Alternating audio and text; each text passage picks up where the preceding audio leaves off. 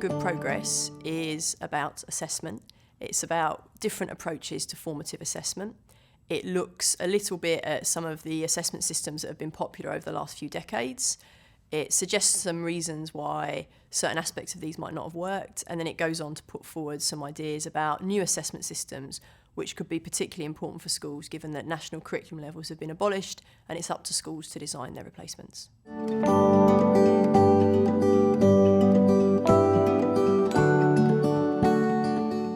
My big motivations for writing Making Good Progress was I felt there was a lot of research out there on assessment which wasn't that well known, so I thought it would be good to write something which tried to bring that to a wider audience.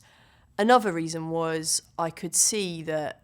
a really popular approach to formative assessment was to reuse summative assessments in that formative way, and I felt there were limitations to that approach. Another motivation I had for writing Making Good Progress was national curriculum levels had just been abolished, and lots of schools were struggling to design new assessment systems, and I could see that there were just so many attempts to try and do something new, but very often lots of them ended up recreating some of the systems that had gone before, and I would argue in some cases recreating a lot of the flaws that had gone before. So what I wanted to try and do in Making Good Progress was to try to say why it was that those previous systems had failed and why it was that they had been abolished, so that when schools and teachers were trying to design something new, they could avoid the mistakes of the past.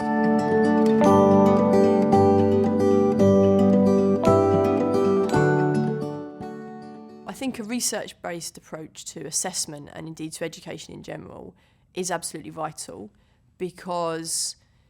it's only through using research and evidence that I think we can maximise the time that our pupils spend with us and make sure that they get the most out of their education. And I think we've seen, not just with assessment, but with lots of approaches to education, that there's some fads out there, there's some gimmicky ideas which maybe sound nice on the surface, but when you dig deeper aren't backed up by anything.